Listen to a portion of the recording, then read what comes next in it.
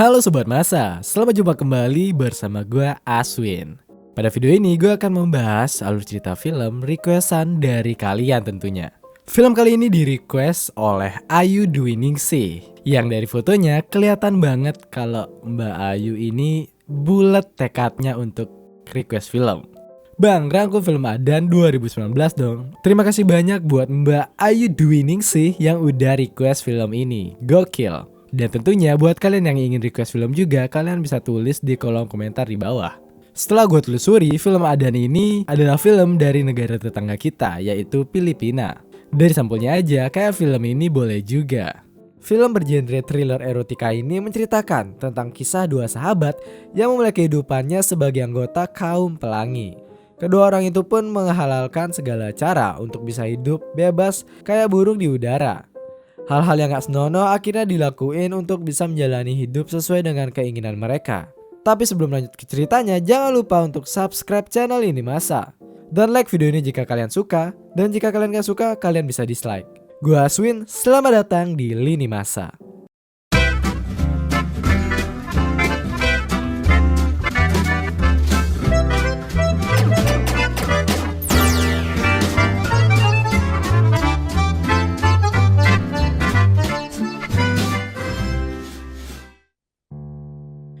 Bermula di suatu pagi, seorang ibu dengan tega ninggalin anak ceweknya lalu pergi ke kota sendirian. Anak itu pun akhirnya tinggal bersama sang ayah di desa dan hidup dengan apa adanya. Singkat cerita, anak yang bernama Ellen pun akhirnya tumbuh besar. Ellen kini menjadi anak yang sedikit pendiam dan hidupnya apa adanya, dengan ditemani radio yang terkadang sedikit konslet-konsletan.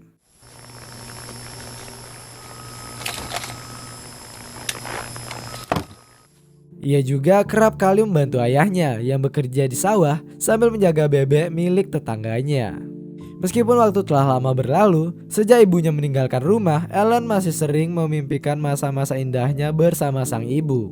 Suatu hari, teman kecilnya Ellen pun balik ke desa untuk sekedar berlibur. Di sana ia pun mengajak Ellen untuk bermain bersama kayak pas mereka masih kecil. Di sana Marian pun bercerita tentang suka duka menjadi anak rantau di kota. Antara lain ia sering dituduh mencuri oleh bosnya, padahal Marian mengaku tidak pernah melakukan hal tersebut. Setelah itu Marian pun bertanya tentang kehidupan yang kini dijalani oleh Ellen. Ellen terlihat berpikir sejenak sebelum akhirnya mengalihkan pembicaraan dengan menunjuk kepada pesawat dan lalu membawa kabur tas dari Marian untuk bermain kejar-kejaran. Yan!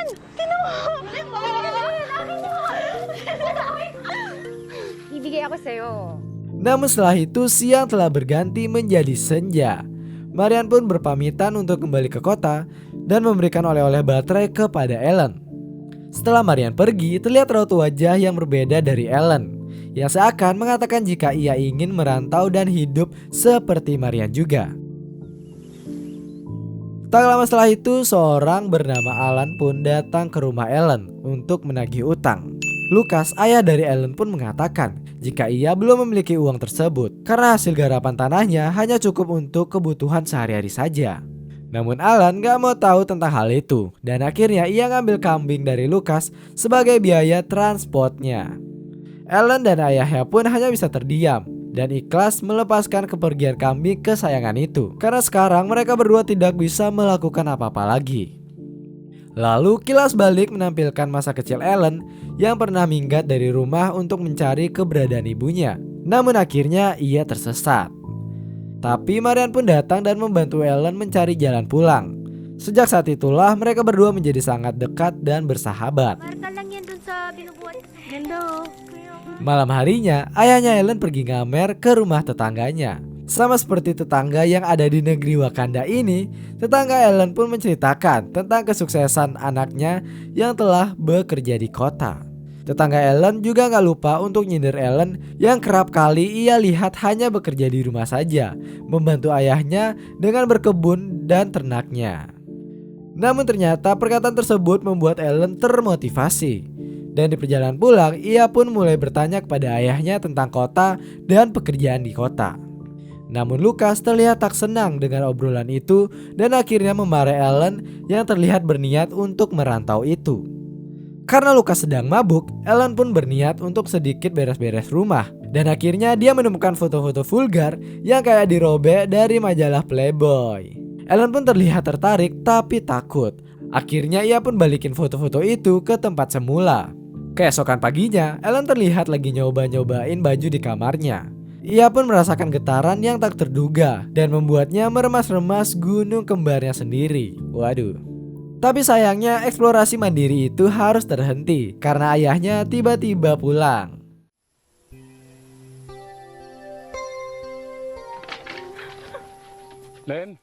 Ellen lalu gak sengaja ngeliat Lukas lagi ngerapin duitnya yang cukup banyak.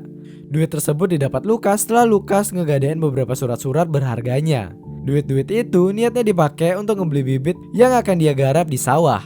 Karena itu gak ada spare lebih dari duitnya yang kepake untuk beli minyak tanah. Dan Ellen pun terpaksa masak pakai kayu bakar. Keesokan harinya Ellen pun ngelanjutin aktivitasnya dengan ngurusin ternak bebek di samping rumahnya. Tapi pas dia lagi asik ngasih makanan ke bebek-bebek itu, tiba-tiba ada bebek yang gak tahu diri dan malah matok kakinya si Ellen. Ellen yang akhirnya kesel pun langsung matahin leher bebeknya gitu aja. Dan karena takut ketahuan, ia pun melemparkan jasad bebek malang itu keluar kandang untuk menjadi santapan hewan liar. Meskipun lelah seharian menjaga ternak, Ellen terlihat cukup sulit beristirahat saat malamnya.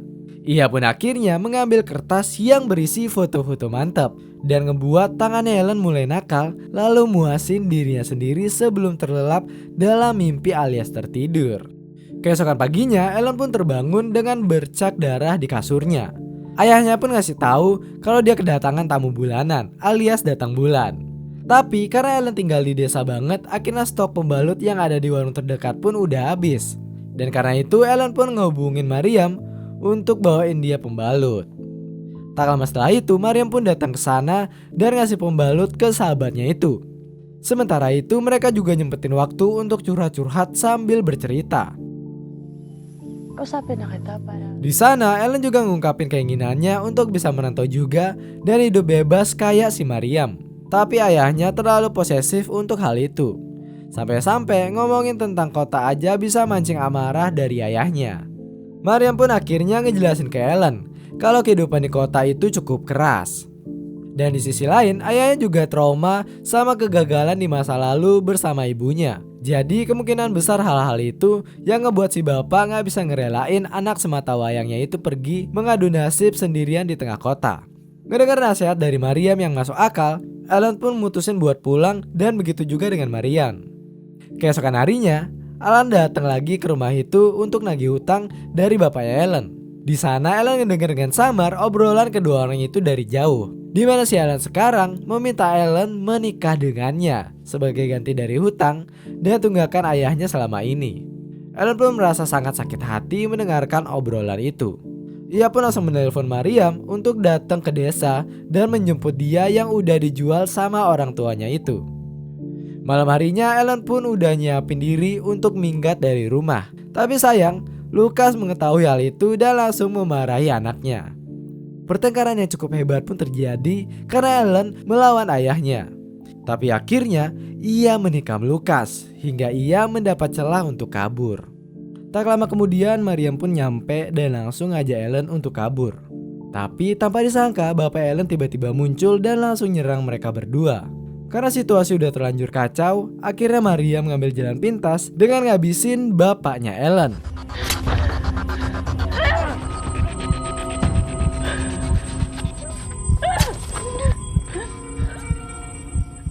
Mereka berdua pun akhirnya membungkus mayatnya Lukas lalu membakarnya untuk menghilangkan jejak. Dan setelah mereka pikir sudah aman, kedua orang itu pun langsung bergegas meninggalkan desa.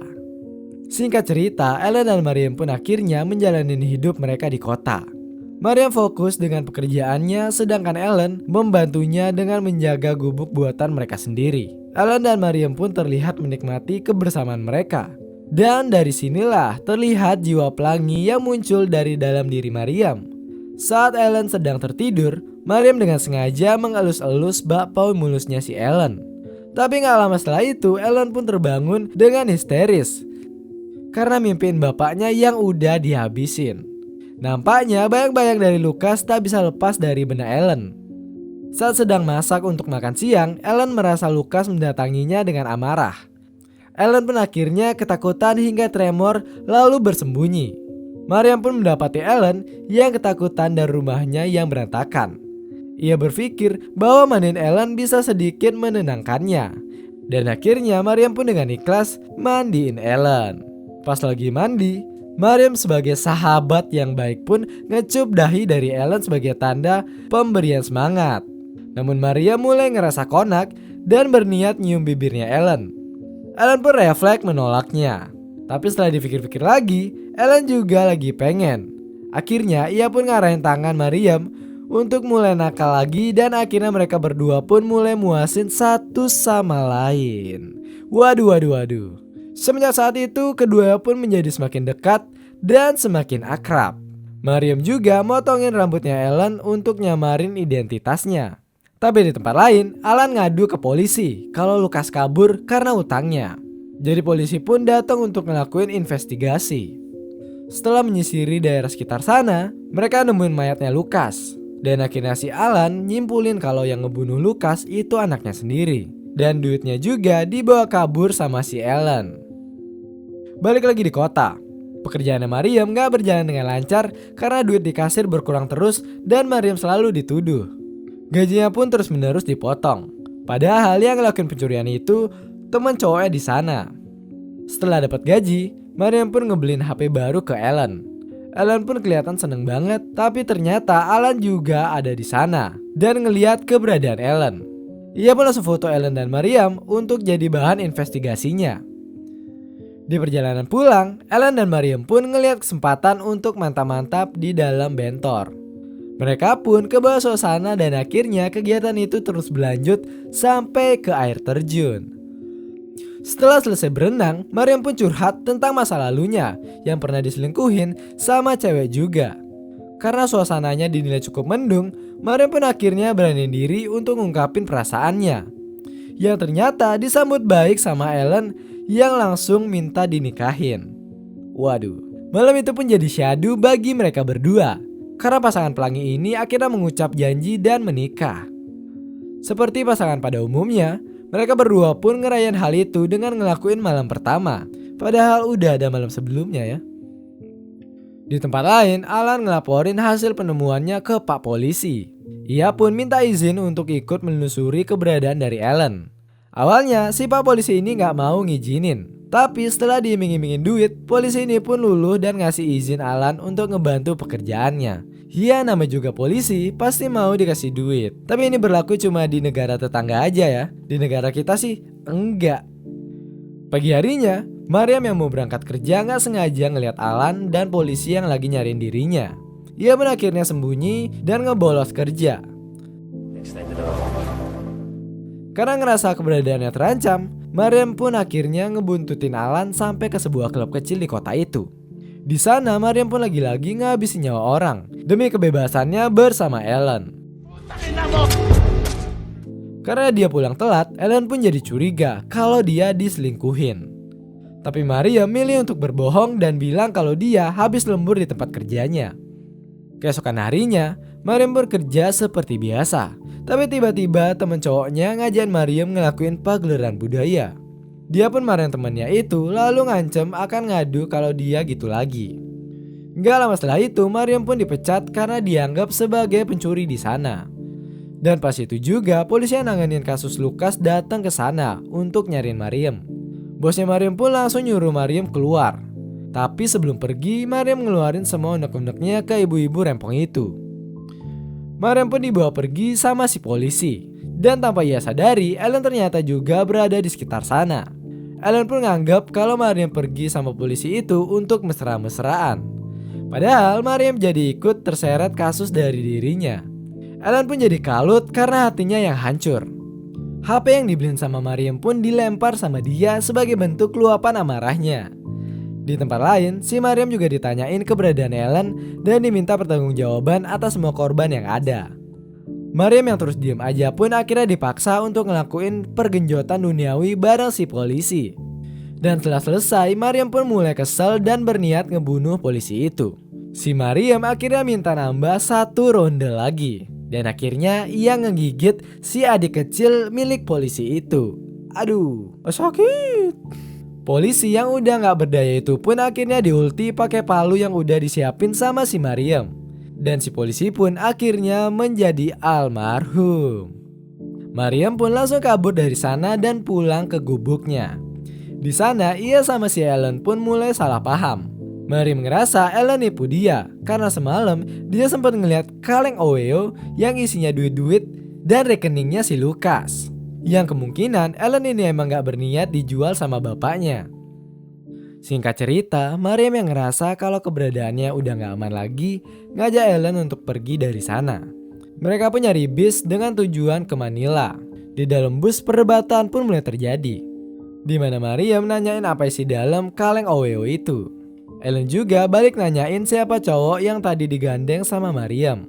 Situasi pun semakin memanas dan akhirnya mereka mulai menyakiti satu sama lain. Selama ini pun terungkap jika Ellen memanfaatkan Mariam untuk bisa pergi dari desanya. Alan juga ternyata tidak meminta Ellen untuk menikahinya, tetapi untuk bekerja dengannya. Mariam pun ngerasa bersalah banget dan jadi kesel sama Ellen. Pertengkaran mereka berdua pun ngebuat bis yang dinaikin jadi kacau dan kabur semua. Film pun berakhir dengan mereka berdua yang akhirnya sekarat. Dan Ellen berkata jika di desanya sudah tidak ada apa-apa lagi yang dapat dilakukan. Film pun berakhir. Itu dia tadi alur cerita film yang berjudul Adan, yang sepertinya Edan jauh lebih cocok untuk kisah seperti ini. Dari kisah Ellen dan Mariam kita dapat menyimpulkan jika menyelesaikan masalah dengan kekerasan hanya akan menimbulkan kekerasan lainnya. Dan tidak ada yang jauh lebih baik daripada menyelesaikan segala sesuatu dengan kepala dingin. Ending yang kurang sopan.